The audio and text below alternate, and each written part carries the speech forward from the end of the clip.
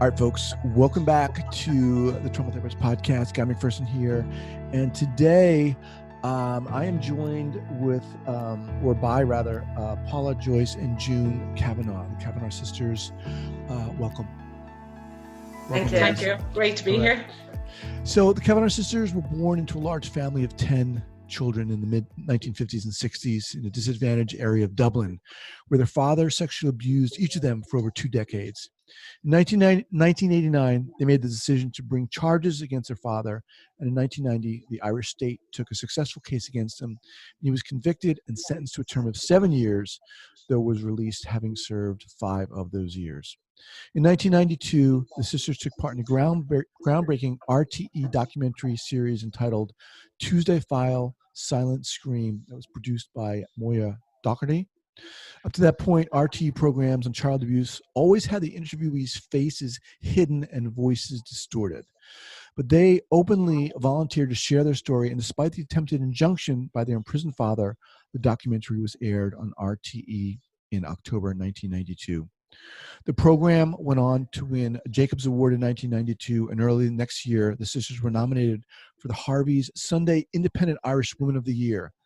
The program also went on to be used as a training tool for professionals dealing with abuse victims and won the U.S. National Women's Studies Association Award in 1994. All right, ladies, once again, welcome to the podcast. Thank you. Thanks. So before we get going here, share with our listeners where you're from and where you're calling from now. We are all from Dublin originally, and we're actually calling from Dublin. June and Joyce both live in Dublin still, and okay. I live down the country in Cavan, so it's not too far. Okay. So, before we started recording, you said that you're open to talking about anything. So I just want to put it out there for people. Before we get going here, we may delve into really touchy, sensitive topics that might be a trigger for certain people, and just to use your discretion as you're listening, and as we move forth. But what's your mission, would you say, right now? Well, to encourage the most thing. And this is Paula speaking. Yes. Okay. The most thing we want to do is encourage victims to speak out, to tell their story. It doesn't have to be publicly. It certainly doesn't have to be on a podcast or on a radio. But the more you get people to speak up and talk, the less likelihood there will be of this continuing for the next 3 generations. Also, for professionals to speak out, because we have huge issues here with the government. It's kind of given the whole subject lip service. They won't really engage. They think they have to feel sorry for you, but they won't actually do anything proactive to stop the issue or to deal with the issue. And also, we find it helps us to help other people, that it moves us along on our journey, that every time we think we have a handle on the trauma that we went through as a result of the abuse, we discover there's more layers to it. And only by continuing the work we do, we uncover in ourselves what we needed. It's amazing the depths of the impacts of sexual abuse on childhood sexual abuse, and it is a lifetime of recovery. And although you will reach a space where you feel somewhat free from the impacts, you're never done. And it doesn't mean you're walking around suicidal or anything like that. And there are certainly much more good days than bad, but you're never done dealing with it. It's constant learning, because every time we discuss anything, we think we're passing on information, and then we discover through the conversations we have among ourselves or on the podcast that, Jesus, that really resonates. So there's still remnants there need to be healed. I think part of the problem is when you're dealing with trauma from an adult's point of view, it's a very different kind of treatment and therapy they're going to need.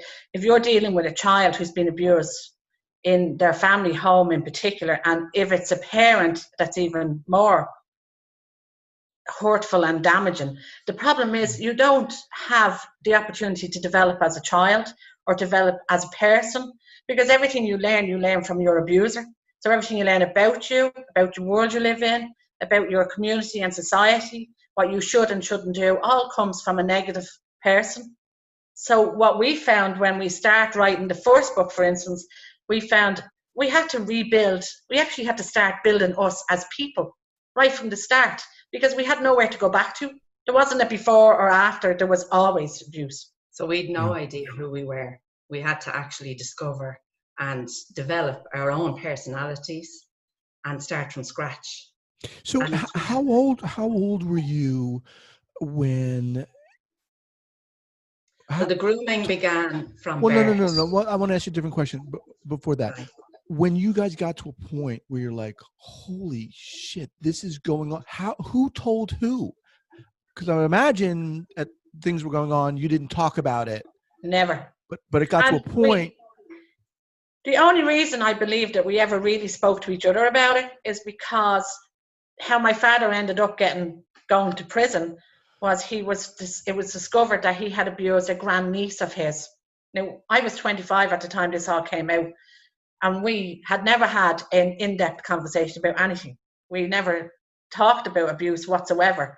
But when this came out, we didn't really want to go down the line of putting him in jail. We just wanted him to go away.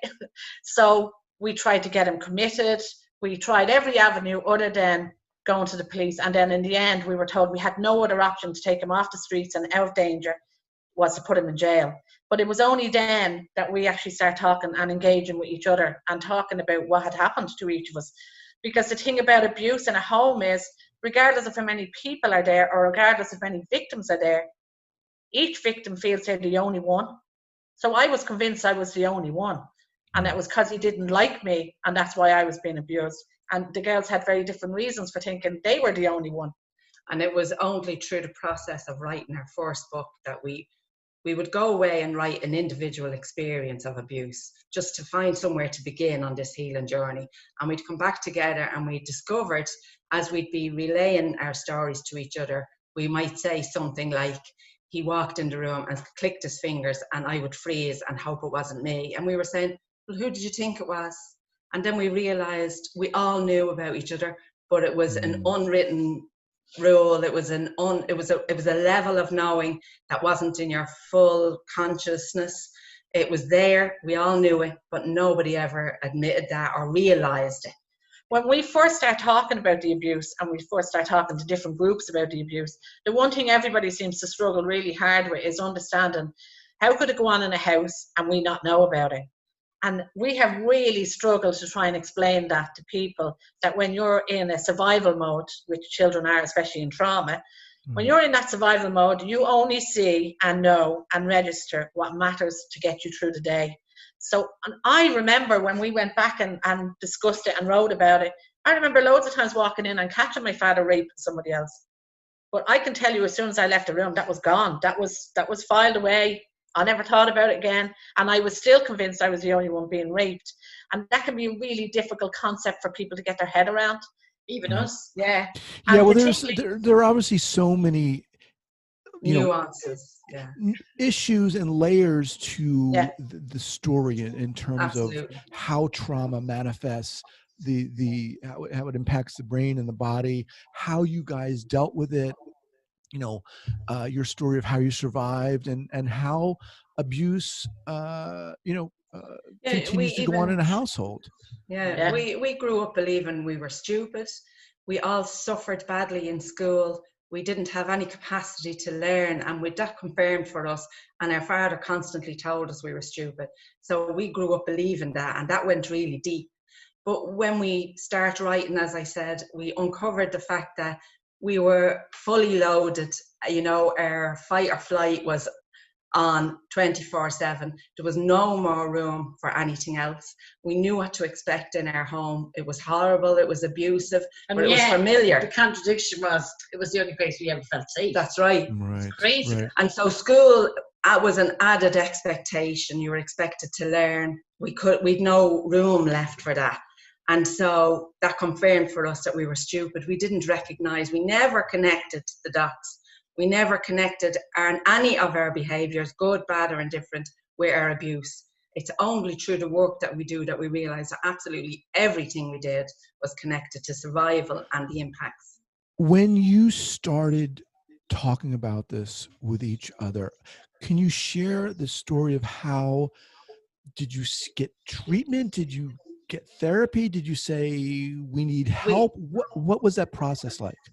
We did actually sign up for therapy. About a year before the abuse. About a year before the abuse, but there was a huge waiting list. And once we signed up, that's the energy gone, right? So we didn't chase it up on it and we didn't follow up. But when we knew we had to do a court case, we rang them again and explained the situation. So they rushed us, speed us through. But we had no idea what was facing us. And we had no understanding of what we expected to happen in that sessions. But we did I was very naive and I believed they were going to fix me. And yet I couldn't tell you what was broken. We all did. We thought 4 weeks tops and we're sorted. They're going to fix us and we'd be grand. And I really believed I was going to come out a whole new person. Yeah. And at that time I was really struggling with my sexuality and coming out about being gay. So my mother was convinced when I went into therapy I'd come out normal. So I wouldn't be gay anymore because that was actually all down to the abuse. There was so many different confusing things happened. And nobody actually told us when we went into therapy, hang on for a second, you actually have to engage in this process and you really have to do the work. We didn't think that for a second. We thought it was somebody else's job, not ours. But the truth of the matter is when Joyce made a phone call a year before the abuse came out to a rape crisis centre and put our names down, the fact that we didn't hear from them again if this didn't happen, if the abuse didn't come out within the family, we would have never reconnected again. That was all. Most victims get a spurt of a trigger. Yeah, of I don't know what courage. It's like I'm going to do him. They reach out for help. If the help isn't there, you may never reach them again. And so just so happens that within our family, when the abuse came out, Joyce was able to reconnect with them and they'd no idea who we were. They'd lost our names, but because the case was coming up, they put us up on their list. But it's a disgrace the amount of time people have to wait here. There's so many people going to their graves, suffering unnecessarily. It's not there. I mean, just the fact that, you're dealing with this, horrific abuse, enshrouded in secrecy and silence within a culture, right? Yes. Yeah. That almost perpetuates that. Yeah, absolutely. The fact that you were able to put your foot down in a sense and speak and get help. I mean, my God, how inspiring is that? That was like circumstances. You have to take the credit for that. It was circumstances that we kind of fell along with. We were kind of pushed into it. We didn't never put our hands up and said, listen, we're great, we're going to do this. There was no bravery or courage. We didn't see it like that because it was forced on us. Yeah. As I said, he raped somebody else. They came forward, they tried to commit suicide. So through investigations, it was discovered. And then the idea was that when his family told my mother, the plan was he was to get help, but that's as far as to go. And he went of his own volition and signed himself into a mental institution, thinking he would bide his time and then come back home and everything would be forgotten about. But we were called into that institution by one of the doctors and she couldn't fathom him at all. She said, he's walking around here like nothing has ever happened. He's writing fairy stories, which would be typical of him. He was unbelievable. He was creative. And, she said he's coming in, he's doing writing, he's coming in and asking for her opinion on this writing, that he's writing this children's book. Like he was away with the birds. But she couldn't. He firmly believed we could never have coped without him. Yeah, and that's why they called us up, because she said we're a bit concerned because he reckons he practically made out that we couldn't get out of bed in the morning without him, and you can imagine how we responded. Our situation was a little bit different than other people's in the fact that the abuse happened in the home by my father, but we also all worked for my father. We had a business attached onto the house. It was a shop and then it was a factory, and we did many different things, but we worked for him as well as him being the abuser. He controlled your finances, your opportunities in life. Your thinking. Yeah, he had, like there was no area in our life that he didn't have his hand in. Mm-hmm. And I don't mean that literally, but it was like, it was just crazy. And that made it even more difficult for us to make the decision of how to get out of it. And I can honestly tell you, the only reason I was putting my hand up to getting prosecuted was I just wanted him gone. And I didn't care where he went as long as he wasn't in the house, because I was still living at home at the time. So it wasn't, we didn't feel we did anything out of bravery. We did. And also we all felt at the time when I went through the courts, we felt we had something that needed to be said. We felt we could change the world, to be honest. When we first came out and did the RTE documentary, we really thought, in our naivety, we were going to stop child abuse. That was going to be it. And we were going to let people know, this is what's happening now, stop doing it. And of course, now we're 35 years later and it hasn't changed, unfortunately. Where you said you grew up with, 7 other siblings? Yeah. And where were they? Where was your mother within all of this? There was 6 boys and 4 girls. Now, the eldest girl, she was the eldest of the family. And by the time, I think she left home at about 19, did she? Yeah. She ran away to England because of him as well. And he sexually abused her too. Yeah.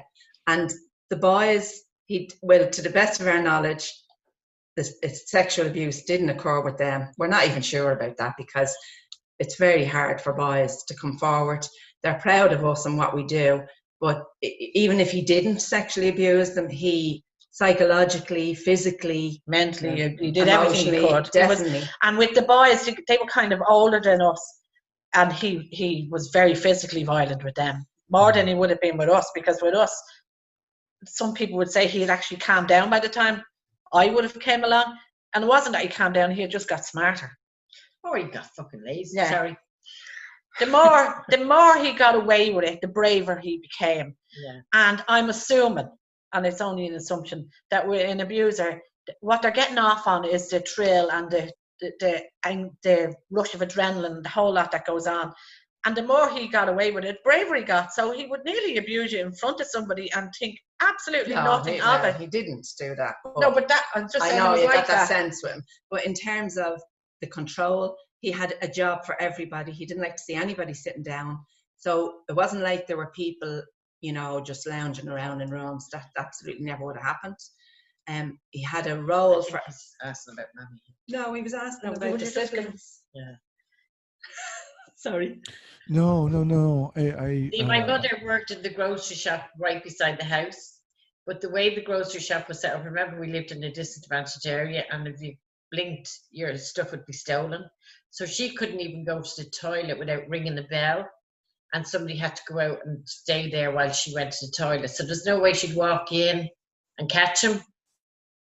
So he had complete control over her, and as far as we're concerned, my mother was as much a victim as any of us were.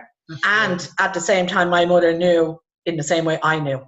Yeah, she wouldn't have known consciously. And I wouldn't have been able to figure that out for a long time till I did my own work, because I was convinced she knew, and I was more angry with her than I was with him, and more angry with her because she wasn't capable of being anyway emotional. She certainly wasn't touchy-feely.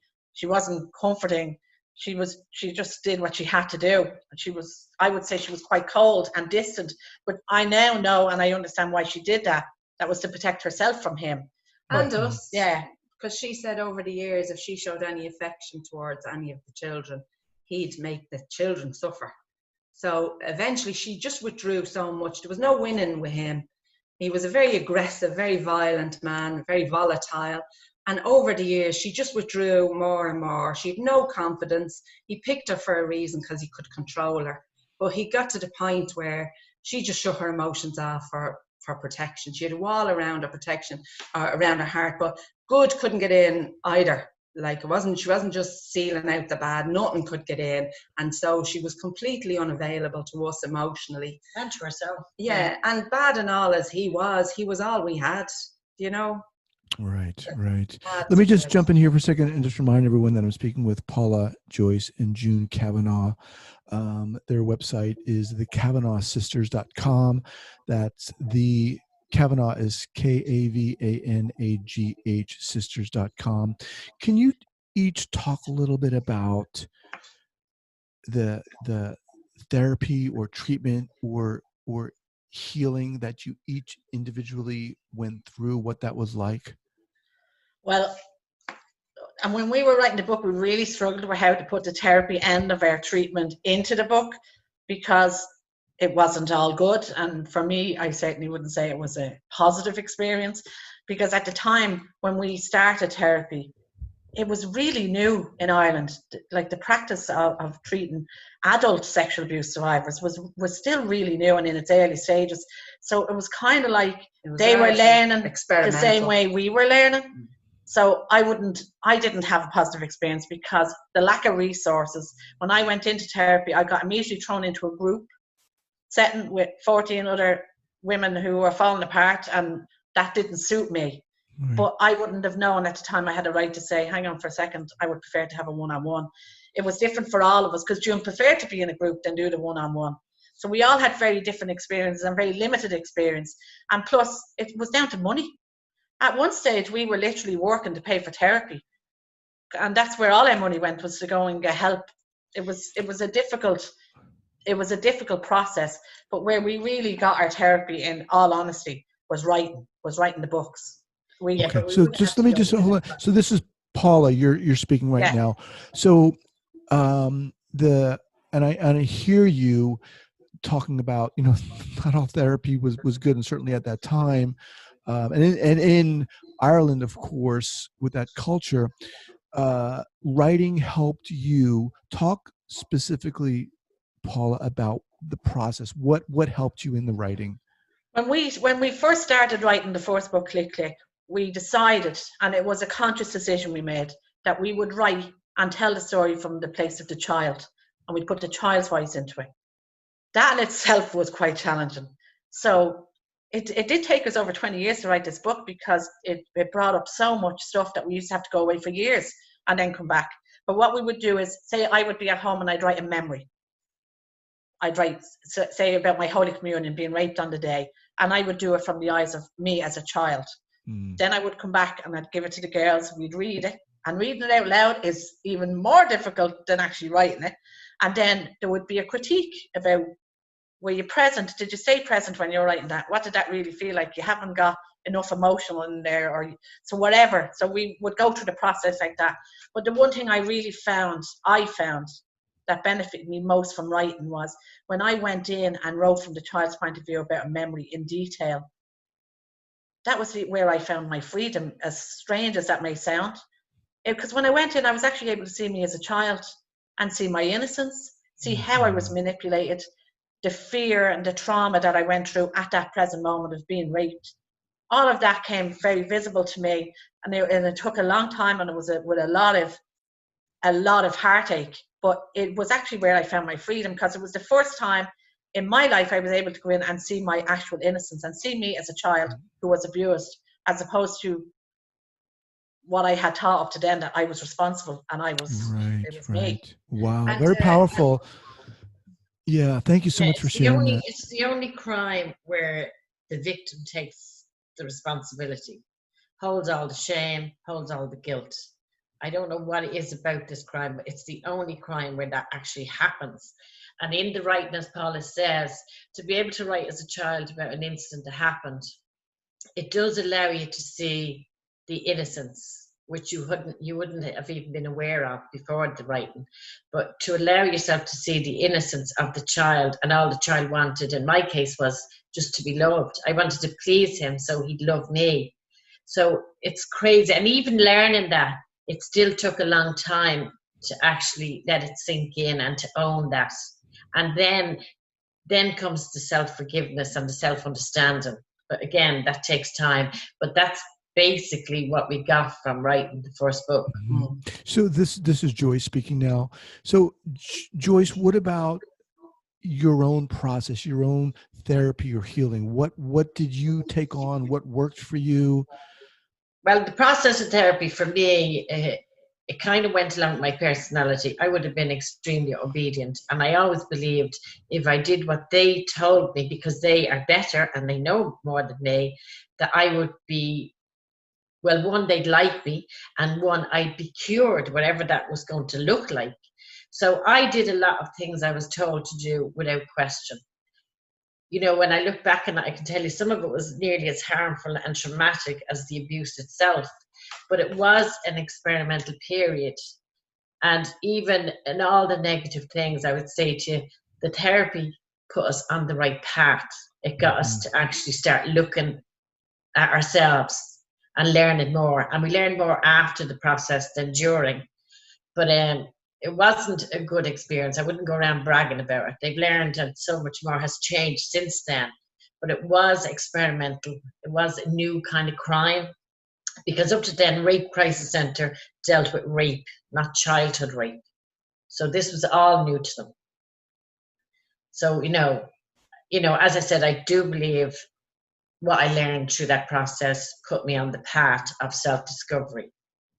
But, the whole process, I always remember they taught you all was about integration. I had no idea what integration looked like or how the hell that would happen. So that was a huge thing. And even at the end of the counselling, after years now, I remember thinking, yeah, great, like they're telling me I'm cured, but I don't feel any different. I'm no more in touch with myself now than I was at the beginning of the process. And in some ways at times we felt worse than when... Well, I felt, again, there's another expectation. I'm expected now to feel cured, whatever that looks like, and I didn't feel that. So I felt, again, I was disappointed in me, that me wasn't good enough. I wasn't worthy. So in that sense, it wasn't good. Thank you for that. How about for you, June? Well, they've kind of covered it now, but I would also say that when I left, I did feel, right, that is great, but nobody has actually touched on the problem. And it took years for me to realize the problem was an accumulation of every rape, every hurt, every slight that joined together to form what I thought was me on the inside. I thought I was such a horrible person. I thought I had the blackest soul, that nobody could actually help me, because I couldn't even access it myself. I couldn't tell anybody what it was. I just felt it represented me. And it was the self-hatred that had, I could nearly draw it on my body. I felt I could see it. When I took a breath, I could feel it. And I thought it was just who I was. And that's what I went for help for. I didn't know that was even anything to do with the abuse. I didn't know that. I just thought that was me. So when I finished the counselling and that still wasn't gone, I was sorely disappointed. And it wasn't until we wrote both books. It's been a long journey. You've moved her to tears. I'm looking at you folks. I mean, some people are going to be hearing this, some will be watching this video, but for those of you who are just listening, the three of you just seem so close. Oh, we've had our problems, I can absolutely tell you. And writing the books really was a challenge, because we've grown throughout the process, and to get three strong women in the same room to agree on a paragraph it's been an absolute nightmare now. It really was, but we got through it because we all have the same mission. We strongly believe in what we're doing, and we also believe this is the reason we're here, and it's given us a purpose, a reason to be alive and to help other people, and inadvertently it's helping us too. It was, I kind of think when we were writing the second book, and it's like June said, even after we'd done all the therapy, we had accepted certain things were just who we were. So we were just faulty coming out of manufacturers, and you would just have to live with that. But when we were writing the second book and we understood, and then we did research and we found different issues we were having in our lives that we'd have a talk about, and we knew we all were sharing the same issue. Say it was we weren't very good going out in social settings, or we found the anxiety was just overwhelming. When we researched and found out social anxiety is an actual thing, and the therapists all know about it, and then we were able to connect our own lives and put it into that and go, my God, that we all have that disorder and we all have that condition. We had every condition in the book, and we didn't know there was a name for it. We didn't know there's research out there that this has been, known for years, and not only known for years, but also associated with sexual abuse victims. So over time, like, we didn't reinvent the wheel. We just culminated it all in one place together. And as we started to dissect the problems we each had, we would be discussing it to the nth degree, and then Paula, the researcher, would kick in and she'd say, listen, there's actually a condition for that, and we're going, fuck, you know. So it was like everything we had: social anxiety, attachment disorder, complex PTSD, dissociation, compartmentalization. Jesus, we couldn't do, the list was longer than our arms. And in fairness, the important thing about having that information and having it close to hand, what it does for victims of abuse, in particular what it did for us, but what it will do for any victim of any trauma, especially childhood trauma, is let you know you're not insane, that what you're feeling, what you're doing, your behaviours, your attitudes, your thought processes are all normal, considering what you're trying to come out of. That was huge for us. If we'd have known this when we started, it would have taken years of self-hatred, shame, guilt, and it would have removed it. Just simply by knowing it. Self-hatred is the killer. That's absolutely the killer. And absolutely, if we had the information we have now, absolutely years of self-hatred would have been saved. You know, a lot of therapists of all types are going to be listening to this. A lot of survivors listen to this. And I know that each of you, you know, talked about your experience with therapy and what it was like in that time. But what would you say to the therapists listening to this that they need to hear, they should know? What would you Joyce wants to get her teeth Joyce, you're stepping in there. No, I'd say the first thing is, I don't care how old the client is that approached you. Just remember, if they were abused at 2, that's how old they are in front of you. And this stupid fucking question of how do you feel, that I found that really annoying, because one, I couldn't tell you how I felt. I didn't know how I felt. I couldn't articulate that. And that all that did was tell me, yeah, my dad was right. I was stupid. I am stupid. I can't even answer the simplest question. So here you are also being told you're stupid in therapy. Yeah. Because you're given this question that you can't even answer. No. And the nodding. And the therapists who like to do this, to let you know they're listening. Oh my God, you have no idea how many therapists I wanted to rip their head off their shoulders.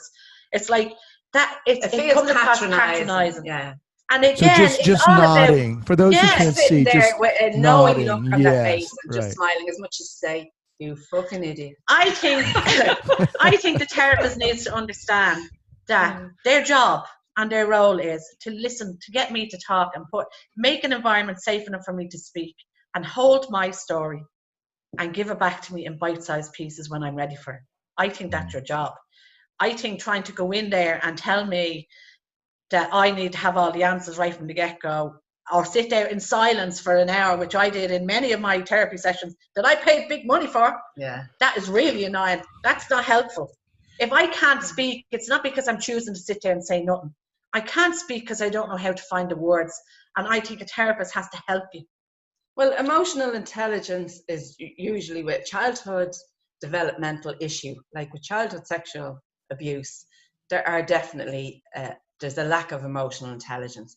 We thought we were virgins when we were raped on an almost daily basis. We really didn't have a clue what was happening to us. And so to ask, because there are certain episodes of abuse that stand out in your mind that were really horrific, and they're the extra trauma that you get stunted at. So you could be stuck at age 2, 4, 7, so that you're fragmented, and you've got this fragmented, emotionally unintelligent child in front of you, and you're going, well, how does that feel? And you're sitting nodding and it's just so disarming. You feel like you have to perform, you have to be good for this person, and you feel nearly like rehearsing what to say before you go in. That's not therapy, you know. And there was another issue that we thought really affected us, was the handing over of money for therapy. And I understand, well, of course, we believe it should be government funded, but in the situation where it's not, and money is going to exchange hands, that should be organised in such a way it's maybe handed into a secretary or the person in an envelope before the event. If you're after having a particularly difficult session and you're brokenhearted and you're sobbing, and then you've got to pull yourself together, hand your money over and leave. It's fucking awful. It really You know? impacts you. And also, like, paying for it impacts you anyway, because what you feel is, this person doesn't care about me any more than anybody else. I'm just paying them to care for me. So there has to be a way of managing that payment system where it doesn't even come into the play when you're in that room. Right. So it's not even on your mind or on the therapist's mind. It's a completely separate transaction. Because you hate yourself and you're sitting there going, she doesn't like me. She thinks I'm stupid. And hang on, I'm going to pay her for that now. Yeah. Right. In terms of your message, and I know it's difficult just to put these in sound bites, and I'm not expecting that, but what would you like to say to people who are going through this, who maybe aren't able yet to speak up, to say, you know what, I need help? Yeah, there seems to be a worldwide shift in terms of sexual abuse. Yeah, but for those that can't. No. I think the most important thing is to know that there's light at the end of the tunnel, even though the tunnel seems to go on and on. But there is light at the end of it. But the only way you'll ever make sense of your life is by understanding what's going on for you. And the sad thing is, the only way you know that is go in there and have a look. There's no quick fix, and there's no easy fix to this, but you can absolutely pick up on lessons from people who've gone before you, from other people who've gone through the journey. All it is to make you realize that you're normal, that what you're feeling is normal, and that you're not a horrible person. You're just I think there's hope now. When we came out with our abuse, it was like a death sentence. It was nearly no hope for you. You weren't going to recover. And that was just all there was. Because nobody understood it. And they still don't. But I feel now, and I know this is going to sound self-promoting, but I feel there's hope now. I feel we're after getting a lot of the answers we were seeking. So we're able to move along. And if we're sharing everything we learn, we're sharing. So if we can do it, everybody else can. I just believe like what we're doing is meant to be shared with others. So I just don't feel like it's a death sentence anymore. I just feel the information is there. Don't give up on yourself. And just keep moving forward, trying your best to get help wherever and however you can. Here's the thing I think therapists could benefit from. If you're putting out information for victims of abuse and trauma, you have to take into account that a lot of people really suffered with education as a result of their abuse, because your energy goes into surviving and not to learning. So you can really struggle with education and getting to attain a certain level of education.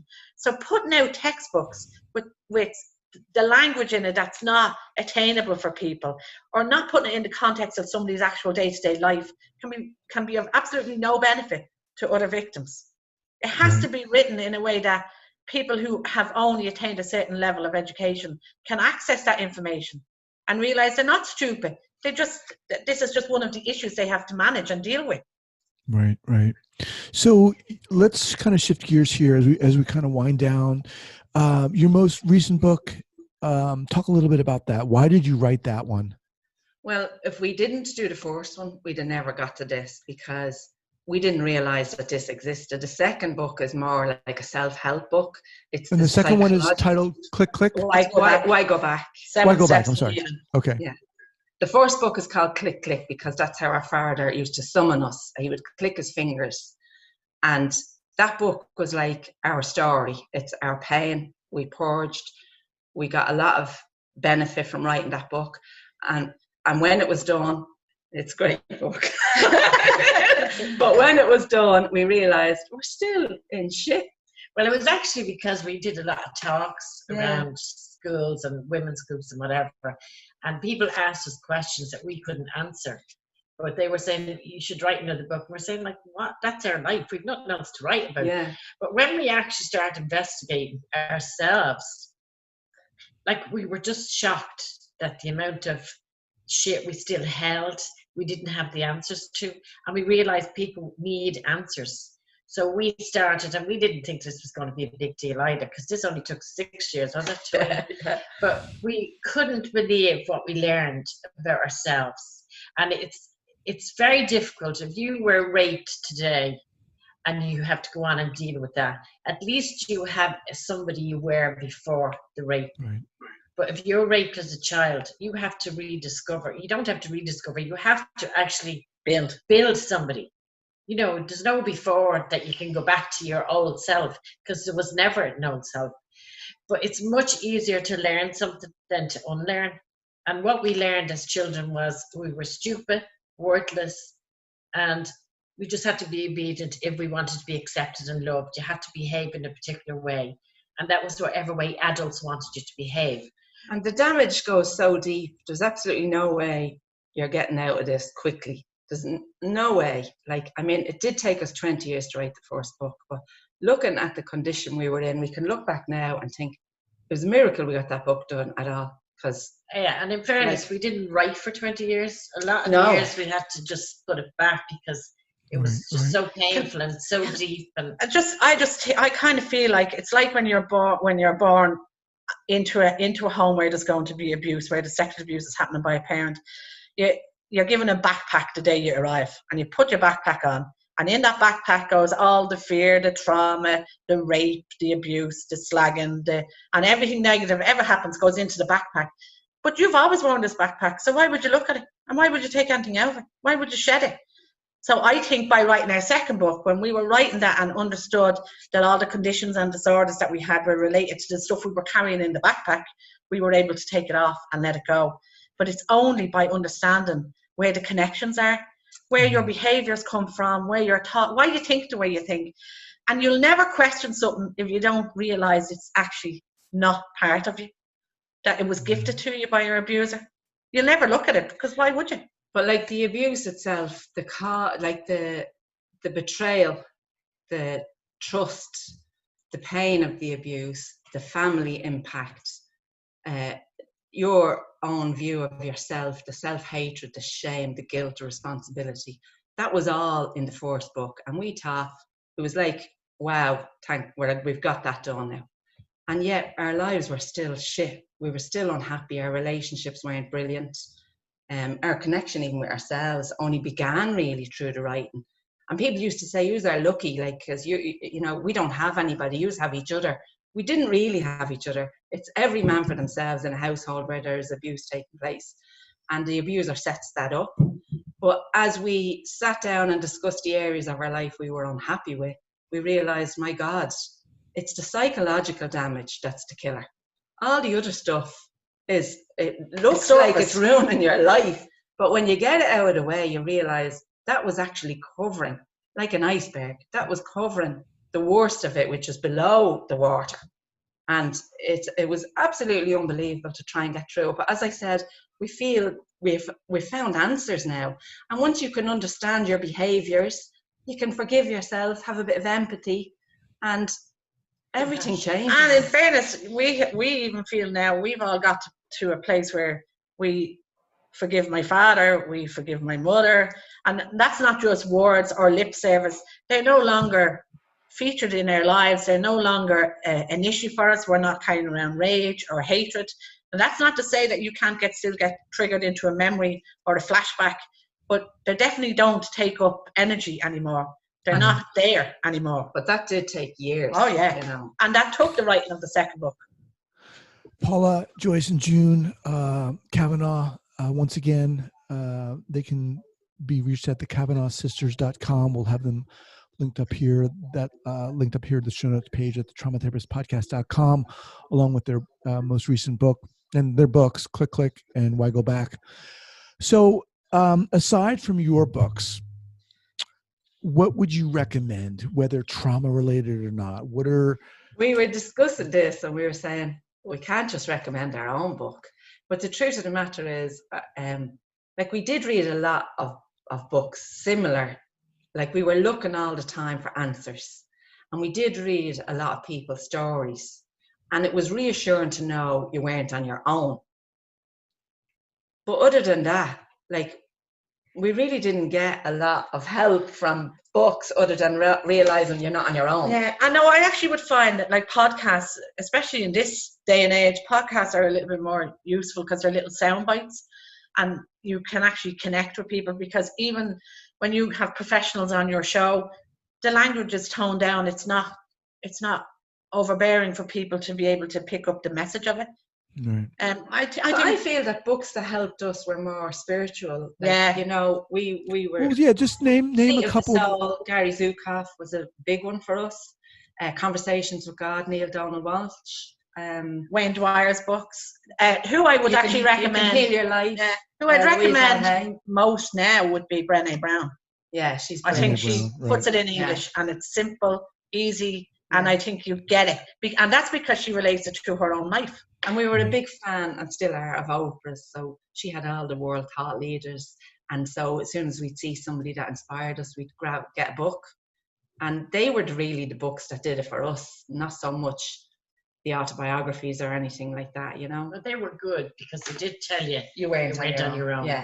Yeah. But that's as much information as you could get All out. right, you three, Paula, Joyce, and June Kavanagh, I want to thank you so much for taking the time to do this. It was enlightening and it was inspiring, and you guys are inspiring. Thanks very much. You really are, and the way you articulate your own process and your own process that's continuing to go on is, I think a lot of people are going to be impacted by this. So I want to thank you so much for coming on. Thanks very much for having Thank us. you. All right, take care. Thank you. Bye.